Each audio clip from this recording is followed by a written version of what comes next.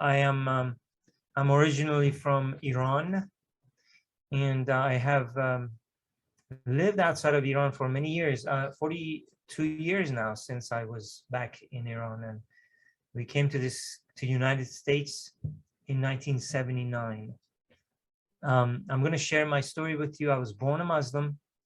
I was born in a Shia family, and we lived in Tehran, and at the time when obviously when I was born at a time when Iran was a free country where people had social freedom, and they were able to live in whatever way they wanted to live. And still, yet it was a Muslim country, a secular government, but with Islamic traditions and amongst the people in the nation. I was particularly very religious. I can remember that even as a young boy, I was very religious, and the rest of my family, my siblings, were not that religious. My father wasn't religious at all. My mother was religious, and my mother kind of instilled a lot of this stuff in me and my siblings. I remember as a boy, I would often go outside and in the yard, and I would look around, and I would look at the trees, and I would look at the sky, and I would wonder in my heart, who is this God that created everything? I wanted to know him. I wanted to know God. I was 4 or 5 years old, and I was interested to know God. And I would look if it was winter and it would snow was coming, and there was snowflakes in the air, and I was wondering, who's this God that made the snowflake? What does he look like? Does he look like me? Does he look like? Is he like a human being? Is he just an energy? Is he a light? Is he? What is he? What is God? I wanted to know him. And anyway, so these thoughts always were with me. I always wondered about, how did God come about? I didn't doubt his existence. I just wanted to know, who made God? How did he come about? And even the thought that perhaps nobody ever made him, that he has always been, it was it was electrifying for me. It energized me. It didn't make me doubt him. It made me to say, what a powerful God that he's always been. There was never a time that he didn't exist. These were my thoughts as a child. I was a Muslim kid, and I was thinking about God a lot. And I was so attached to my religion that my family always called me a religious boy, or a Haji boy. A Haji is someone in Islam that goes to the Hajj. They go to the pilgrimage, and they go to Makkah, in Saudi Arabia. But I never been there. But they call me that because I was so religious. And I remember when I was 7 years old, I had my first encounter with Jesus. I had several encounters with Christ in my life. Ultimately, finally I became a Christian. But my very first encounter with Jesus, learning a little bit about him, happened when I was only 7 years old. It was New Year holidays, and we were in north of Iran, Caspian Sea. My father, we owned a villa there, and we were at the villa that for about 2 weeks. We had gone there to stay there. And I remember that night, and this was a special time because usually a lot of people came with us a lot of the relatives came with us to our villa, and we spent the holidays with them. But this time it was only our family. Nobody else was there.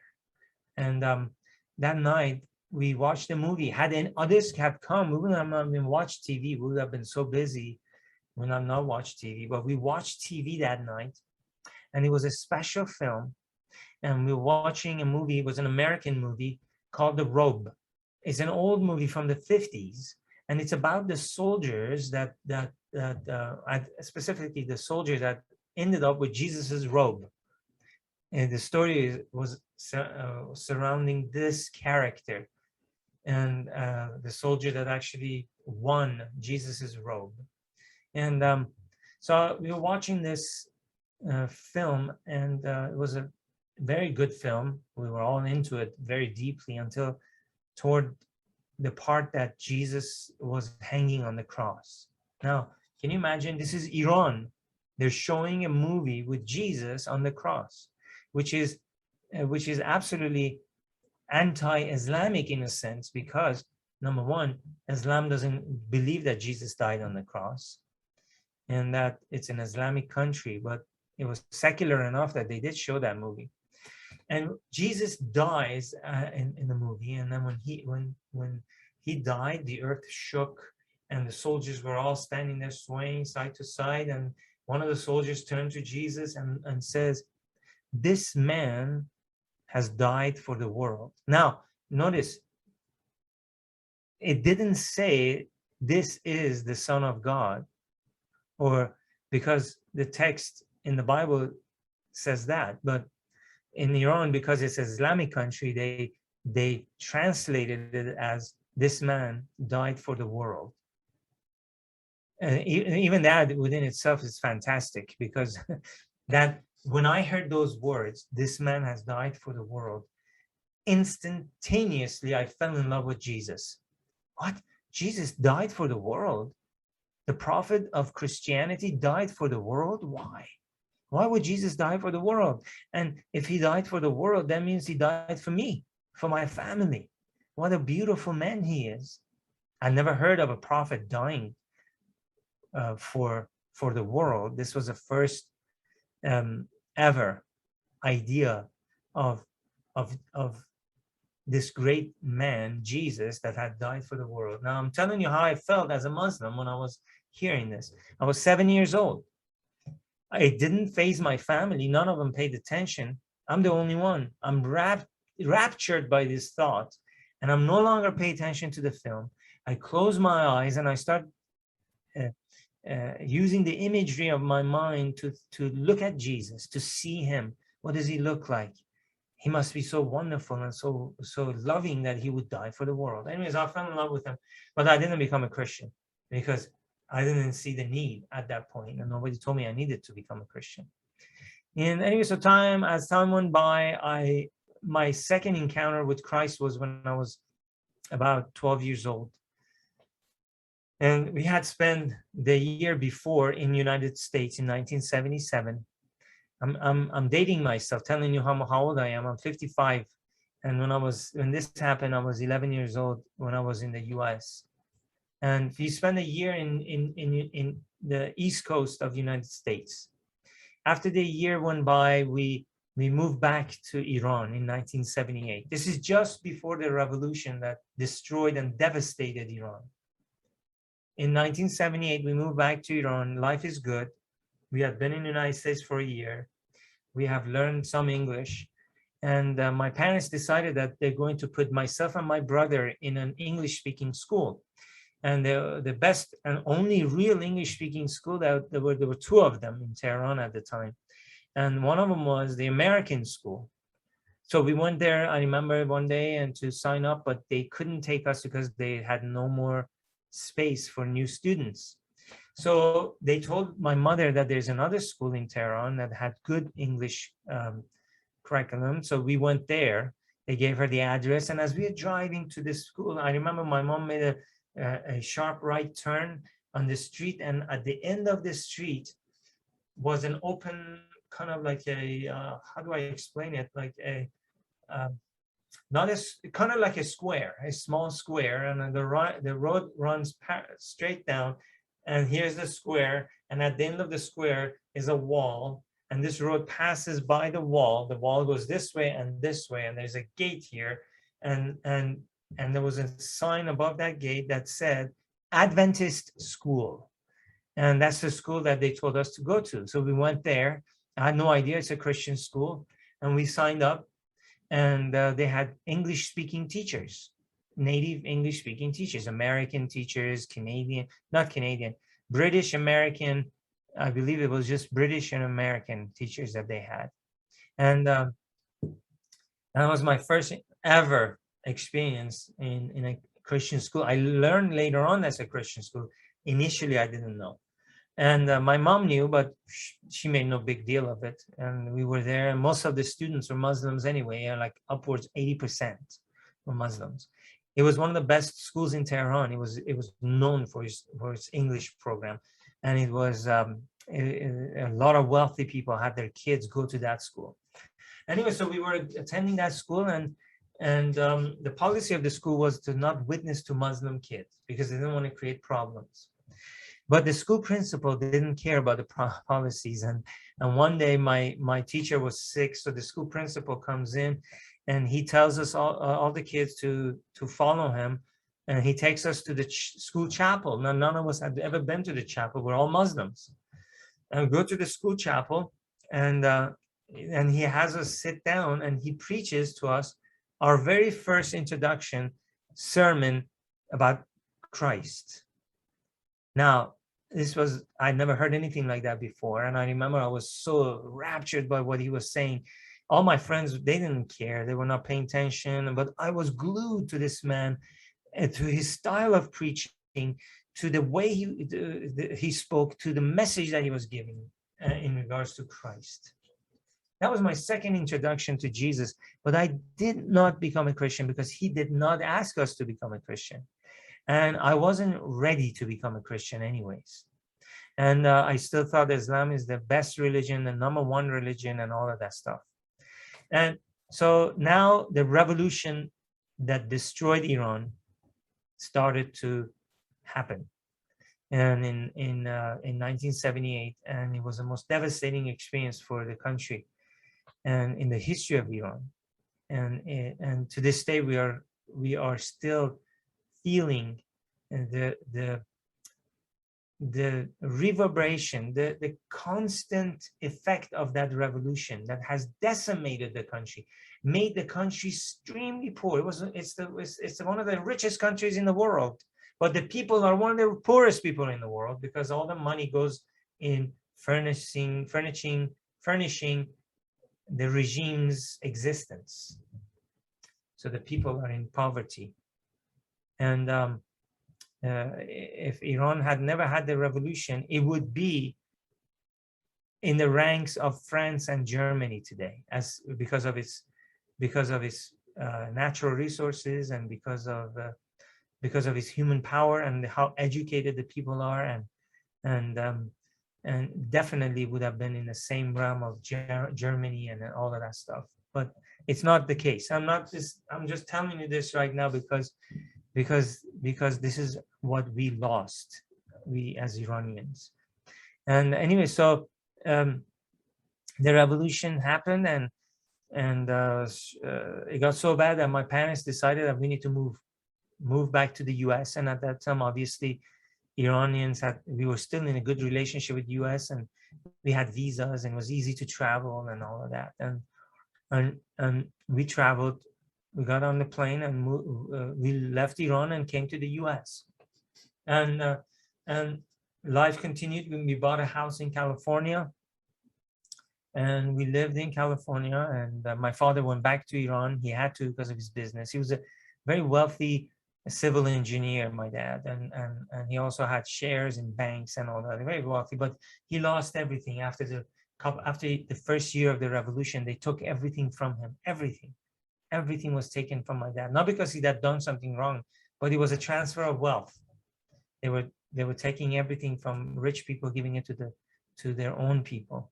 So anyways, we were in the US, and I had my third encounter with Christ at the age of 17. By this time, my second eldest brother was sick. Unfortunately, he became sick. He became schizophrenic. Mental illness, and he had to be under heavy sedation, heavy medicine. But he wouldn't take his medicine because he didn't trust it. He thought that we were trying to poison him. And I remember this one day, we were pleading with him to take his medicine, and he wouldn't. And we begged him, and he wouldn't. For a couple of 3 hours, he just would not take his medicine. Eventually, I went to the dining room, and I sat at the table, and I prayed to the God of Islam and to the saints of the Shia Islam. And I prayed for 20 minutes or so, pleading that Allah and the saints would move upon his heart. When I say saint, I mean the imams of Islam. Allah and the imams of Islam, to move upon the heart of my brother and to make him take his medicine. Because if he didn't take his medicine, he would get angry that evening. He would start fighting, and we had to call the police, and they would come and take him to the hospital, and they would force him to take the medicine. And it was very stressful, and I didn't want to go through that. So I started to pray, and I prayed and prayed, and nothing happened. I kept praying, nothing happened. Finally, I put my face in my hands like this, and I just didn't know what else to do. Every time I prayed, I looked, because he was to my right, and I kept looking to see if he would get up and take his medicine. Nothing would happen. And when I put my face in my hands like this, instantly, like a light that went on, this powerful impression came to me, extremely powerful impression. Pray to Jesus. I had never prayed to Jesus up to that time. I had never even imagined that I could even pray to Jesus, even though I knew that he was a beautiful prophet. For some reason, he had died for the people. I still didn't know the reason. Even in that sermon that man preached, that principle at this Adventist school, which we went, and I had no idea that the Sabbath is Saturday. We were off in that school on Saturdays. We had no school, but I didn't know it was because of a religious reason. I thought it was because in America, you have Sundays and Saturdays as a weekend. But in Iran, Friday is a weekend, but they can't have Friday, Saturday, Sunday. So they squeezed it and said Friday and Saturday is the weekend. I had no idea it was a religious reason. They never told us. They were told not to tell us Muslims about those things. Sadly, though, except for the principal that took us to chapel once. And here I am. I'm impressed to pray to Jesus. And I couldn't, by the way, at that moment, I could not remember a single word of the sermon the school principal preached. Even though he planted a seed, I had no idea what it was about. I couldn't remember it. So I said, okay, I have nothing to lose. I'll pray to Prophet Jesus. So I prayed, I looked to the ceiling, and I said, Prophet Jesus, please make my brother take his medicine. I don't remember if I said prophet or not, but I did say Jesus. And the minute I said that prayer, I looked, and instantly my brother stood up. He stood up, and I was shocked, for he'd been sitting there for 3 hours. He went to the kitchen. I followed him to the kitchen, and he took his medicine. He actually put it in his hand. He took it. I couldn't believe it. What? Jesus is so powerful. My brother listened to Jesus. He didn't listen to Ali. He didn't listen to Omar. He didn't listen to Hassan. He didn't listen to Hussein. He didn't listen to Allah. But he listened to Jesus. Jesus is powerful. And I didn't know what to do with that new gained understanding of who Christ is, beginning to learn more about him. And I didn't become a Christian because I didn't know if I needed to. See, and then that same year, my mother went back to Iran, took my brother with her, my sick brother. And the reason they went is because we lost everything in the United States. We had no home, we had no money, we had no business, nothing. We were absolutely poor now. My mother went back because she couldn't do anything else. And here we were with my siblings. We had an apartment in Walnut Creek, California. And we were living in a 2-bedroom apartment, in the 4 of us. And I got a job at a fast food restaurant called Jack in a Box. And my brother and I have a twin brother. Together we were working for Jack in a Box.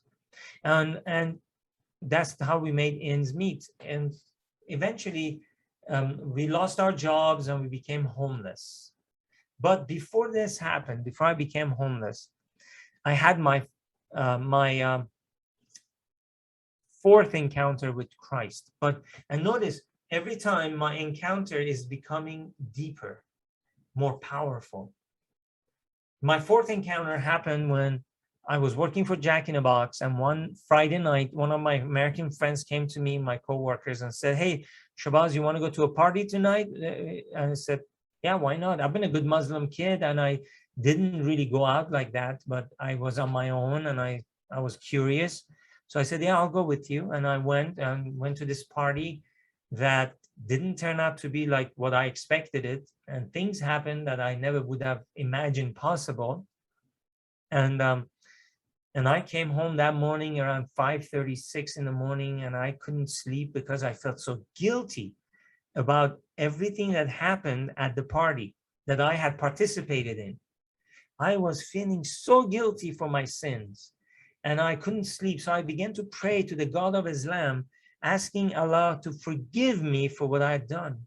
And I prayed for 20 minutes, 25 minutes, and I kept asking Allah to forgive me. And I would beat my body, I would bite my hands, I would bite my tongue, I would do everything I can to put my body in pain so I would appease for my sins and that Allah would have mercy on me.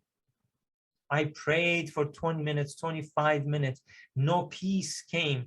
And my consternation, my anxiety was deep because of my sins.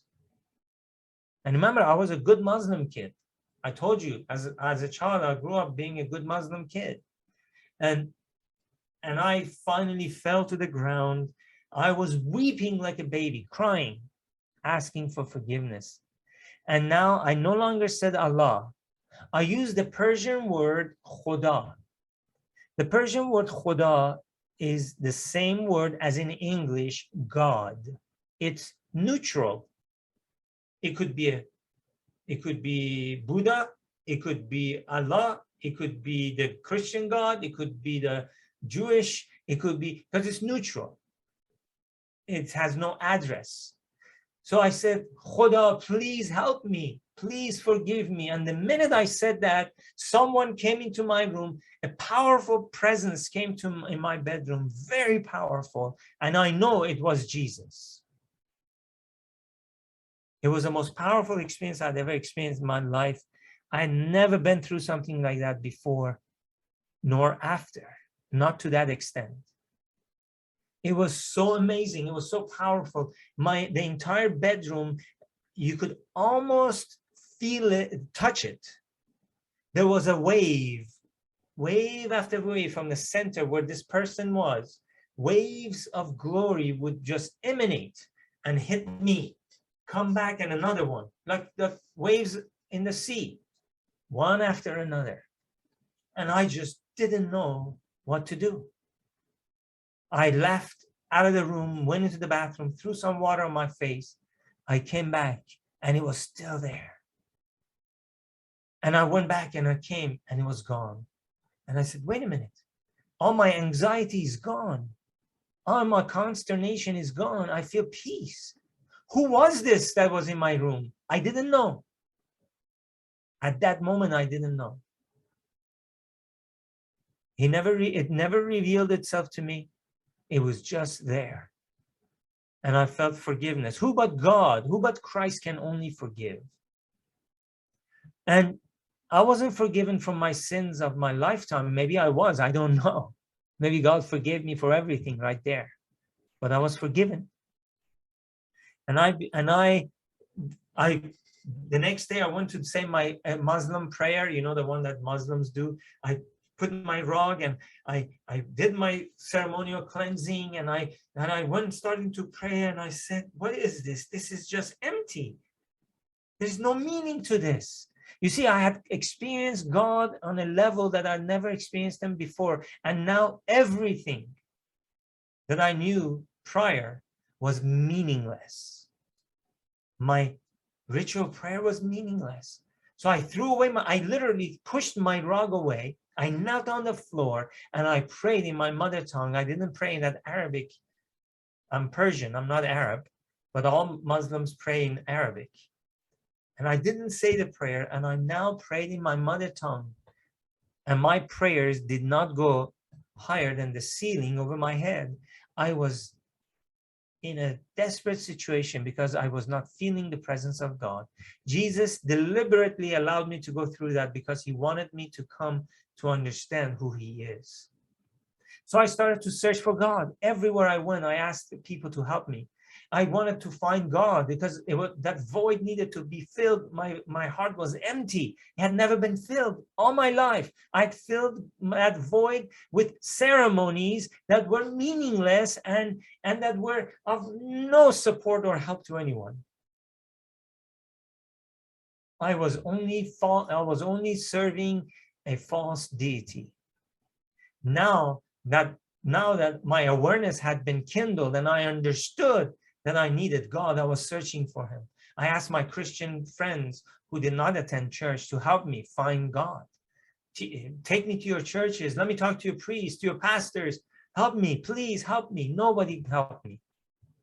Several months went by. By now, I'm homeless. We lost our apartment because my brothers and my sister and we all lost our jobs in 1 week. We lost our jobs. We're without jobs. And then soon they kicked us out of our apartment, kicked us out. And now we're on the streets. My sister was staying with her friends. My older brother was living in his car. My twin and I were living in our friends' houses or sleeping in their cars because we had nowhere else to go. And I'm also looking for God. Where is God? Where is God? And I couldn't find him. And eventually, after several weeks of this happening, I remember I was staying at a friend's house about an hour away. And my twin brother called me on the payphone and he said, "Hey, Shahbaz, I just met a Christian guy here. You know how you said you wanted to talk to a Christian and you're all depressed and all that. How about you talk with him?" And I said, "Okay, tell him I'll be there tomorrow." My friend took me back the next day, and there in Walnut Creek on Main Street, I waited to meet with this Christian guy that was going to help me. I decided the night before that when he helps me, I'm going to convert him to Christianity, to Islam, excuse me. He's going to bless me, and then I'm going to bless him by making him a Christian. You see, I still did not fully understand that I need to follow Christ because it still was not clear who was that power in my bedroom that forgave me. It couldn't have been Allah because I prayed to Allah and he never came. But what if it was Allah? I didn't know. So it was 3 in the afternoon, and here comes this Christian young man, 18 years old. I'm 18, and he comes and he talks with me, and realize by this point I feel I am trapped in a concrete box with no doors and no windows. And as this young man began to speak to me, we started to go south on Main Street walking. And he began to tell me about Christ, tell me about the cross, tell me about the tomb, tell me about salvation, tell me about my need of my Redeemer. And as he began to speak to me, the scales fell off, the concrete wall began to crumble. And at the end of our talk, some 6-7 minutes later, I was fully liberated from my darkness and from this void. And I was standing gazing at God's face, it seemed. Everything was clear. And then he said to me, "Will you become a Christian?" And I said, "What must I do?" He said, "Pray with me." And he read a scripture and we prayed. And I gave my heart to Jesus. And when I opened up my eyes, everything was now beautiful. The sky was blue before, but it was more blue, deeper. The trees were more vibrant than ever before. The birds singing had become echoed and more glorious and more beautiful. Everything was beautiful, and I thanked them, and I ran over to the other side where I was before, to a cafe where my Muslim friends were waiting for me, and I went to them and I said, "Guess what? I'm a Christian now." I thought they'd be happy, but they were not. They started to criticize me, and they said, what do you mean you became a Christian? You're crazy, man. You were just depressed. You've been depressed for several months, and now what's going on?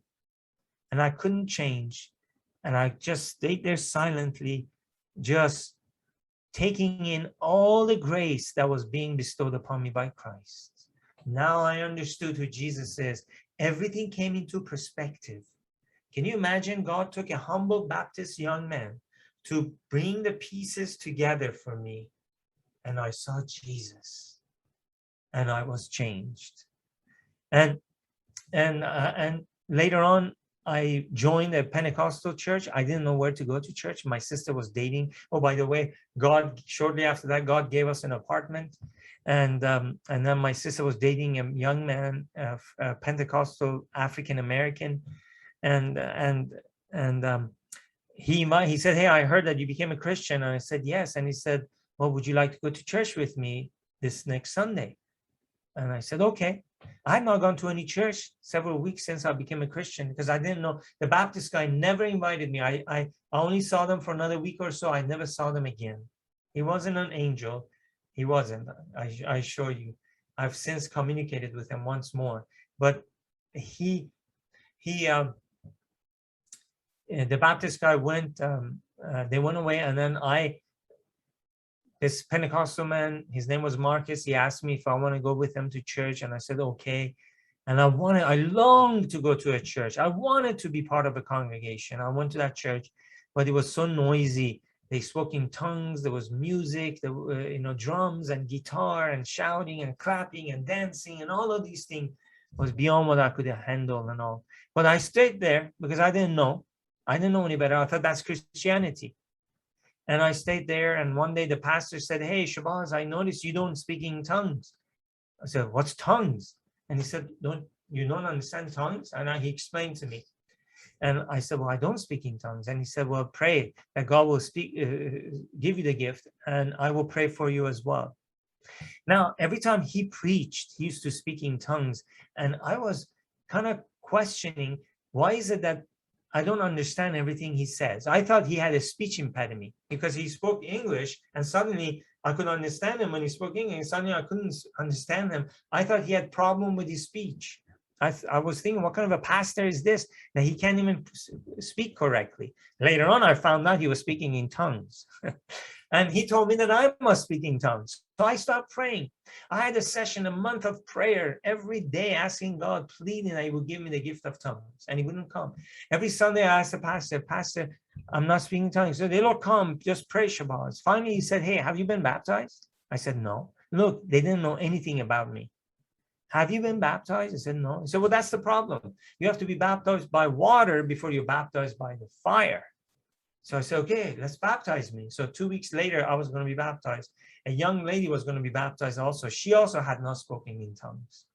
She went first. She went into the water. She came out, and she exploded. She began to speak in this foreign tongue I've never heard before. And everybody joined her, and the music went on, and they started to dance and shout and jump, and there was a huge celebration.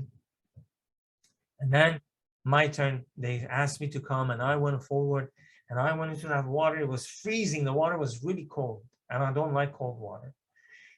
And I was already jumping because I wanted to get out of the water. And I was in that water, and he baptized me, and I came out. Everybody was ready for a second round of celebrations. I came out, and nothing happened. I didn't speak in tongues, and I was just as quiet. I went in as I was when I went into the water, and it was like, oh, "Okay, Shahbaz, go change and go sit down." And I went and changed, and I sat down, and I said, "Lord, what's wrong here? Why am I not speaking in tongues? Is there a problem with me?" And as I was contemplating all of this, and I was sitting there in shame because I felt that God had favored them and not me, the Holy Spirit told me, the very Spirit they told me I don't have because I don't speak in tongues, told me, "You are not in my church. Pray for the right church." I said, "What?" The command was very clear. I'm not in God's church. There is a church that I need to pray for. I start to pray like I had never prayed before. I was wrestling with God in prayer for 1 more month. And during that time, I still kept coming to this church. I needed fellowship. I came to this church, and I kept praying. and praying. And finally, one day, the pastor in English said, in clear English, he said, "We have a guest here today. He sells Christian books, and he's going to show you the books, and whoever wants can buy it from him." So this black African-American man comes, healthy looking, thin. Everybody else in that church was kind of heavy because they were eating pork and all of that stuff. And this guy comes to the front and he tells all these things about these beautiful books. And he opens one, and it's a big one with pictures. And he says, "This is the Great Controversy." What? The Great Controversy? And what a beautiful book. I had no money to buy it. Oh, I longed to. So I went out at the end. When he went out, I went out. Everybody was talking to him. So I stayed in the corner waiting for him to when he has a free moment so he can talk to me. When everybody left him, he came over to me. He goes, "Hey, brother, what is your name?" I said, "My name is Shahbaz." And he said, "Hey, can I have your name and number and address, and I'll come visit you soon?" I said, "Absolutely." And I didn't know he was a Seventh-day Adventist. And God was answering my prayers, brothers and sisters. And but I didn't know at that moment.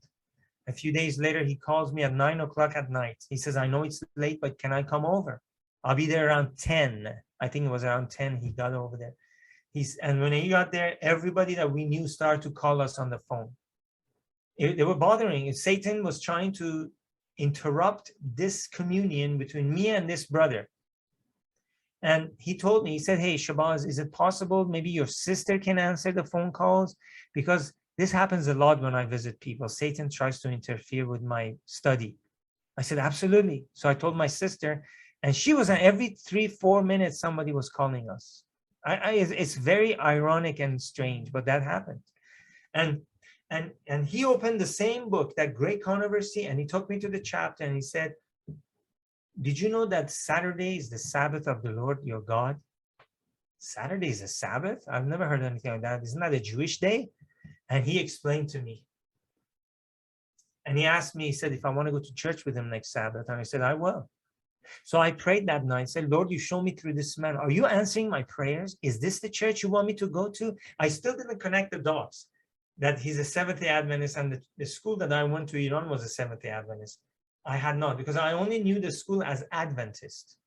And this man is a Seventh-day Adventist. I had not connected that. That happened after I became an Adventist. And I said, "Lord, show me. I'm not going to become a Seventh-day Adventist until you show me this is what you want me to do."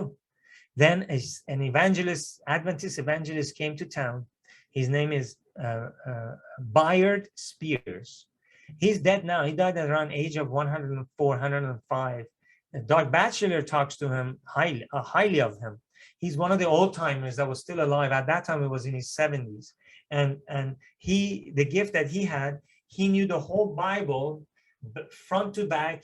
He had memorized the entire Bible. He could sit here in front of you from Genesis, start reading the Bible all the way to Revelation and not miss a single word. A single word. He read the whole Bible in his mind. He had it all there. Praise God. He came to my house and he answered all my questions. I went to the Lord again that night. I said, "Lord," by the way, after my first experience with the colporteur, the man who sold the Bibles, the books, I went that Sunday to church and I told the pastor, I said, "Pastor Burns, I was at the Seventh-day Adventist church yesterday." He looked at me, "What? How did you learn about the Seventh-day Adventist church? Who took you there?" I said, "The man with the books." "He was a Seventh-day Adventist?" I said, "Yes." And he said, "What? Didn't you know? He didn't tell us." Oh man, they were angry at him. They were very angry. And they started to prove, they wanted to prove to me Sunday is the Sabbath. It's okay to eat pork. It's okay to do all of these things. But I sat there and just listened. And by the way, I had gone to church the night before and everything was in clear English and it was peaceful. So after Pastor Bayard studied with me, the one that Pastor Spears, Bayard Spears, who knows the whole Bible. That night I went to God and I prayed and said, "Lord, twice you've shown me that the Seventh-day Adventist church is your church. If it is, please, please show me tonight in a dream. You concretely show me and I will forever be a Seventh-day Adventist. I will die a Seventh-day Adventist. I will serve you until I die." Incidentally, a few months earlier, Jesus had given me a dream, and in my dream, he showed me Islam is not his religion. So I knew that God could speak to me in my dream. So I prayed, and I fell asleep quickly that night, and I had my dream.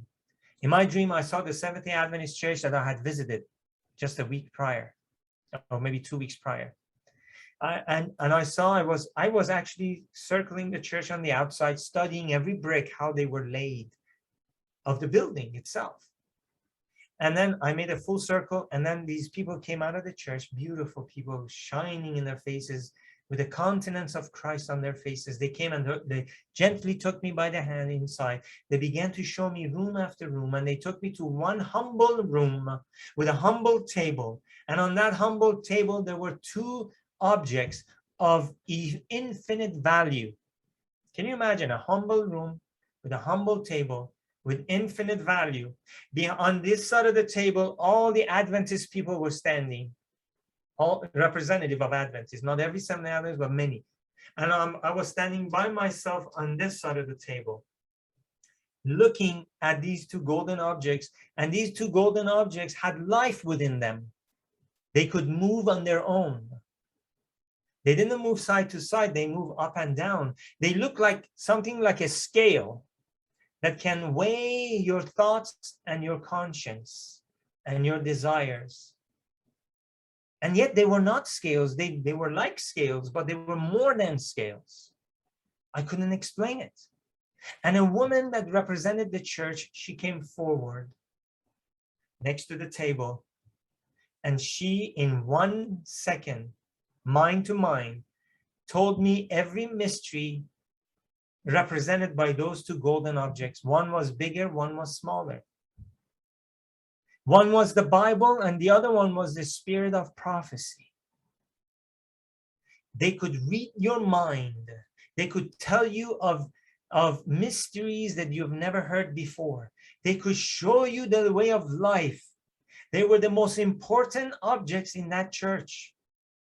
And they were placed upon a very humble-looking table inside a humble-looking room. And then I saw Elder Spears sitting on a couch. He had a brand new born baby on his lap, and he held the baby up to my face. And the baby was smiling, wrapped in white. And that was the born-again experience that I saw. And then I saw myself standing at the head of the room, a road. This road had no bends in it. It was straight and it was not paved. And I knew that it was my journey and it had just begun, and I woke up. I remembered the whole dream except what the woman who represented the church told me about those two golden objects. Was the only two, because every secret, every mystery was revealed to me in 1 second. But I forgot all of them after I woke up, because God wanted me to go and study. He wanted me to go and study. Oh, I rejoice. I thank God for showing me. I became a Seventh-day Adventist. I stopped going to the Pentecostal church, and I was baptized in the Seventh-day Adventist church. And then my family began to, my family who had turned against me because I became a Christian, they wanted to beat me up. All of them began to have dreams, Jesus telling them that they must do what I have done if they're going to be in heaven. And today I can tell you that all my brothers and sisters have been baptized in and are Seventh-day Adventists. My father died a believer, and my mother, who's still alive, is a believer as well. And this is how God worked with me and my family. And then God gave me my ministry, and God told me to serve him and to reach people for him. And when I asked the Lord, I said, this is some years later, I said, Lord, I want to preach your word. You gave me the desire to preach your word. You gave me the teachings of your word. Now give me the opportunity. I was not going to promote myself. I didn't want to be self-sent. I wanted to be God-sent. So I told God, I said, if you want me to preach your word, please give me the opportunity to preach it. I was a Thursday afternoon, I prayed. Saturday, I went to church for the first time. They came to me and said, Brother Shahbaz, can you preach next Sabbath to us? I said, Lord, you answered my prayer. I said, absolutely. And then she called me that afternoon. She said, can you preach 2 more times? I said, praise the Lord. Thank God. Yes, I will. And then I got a call from from another city saying, we are going to have a youth meeting. Can you please be the main speaker for the youth meeting? In 1 week, friends, I got 10 calls to preach after that prayer. And that's how my ministry began. And I began to work for Muslims. And as some of you perhaps know, I'm working for Muslims in Europe, in North America. And when I was in Sweden in late 2018, I had a Muslim man who I'd never met before come to me, and he said, sir, I saw you in my dream last night. You're supposed to tell me something.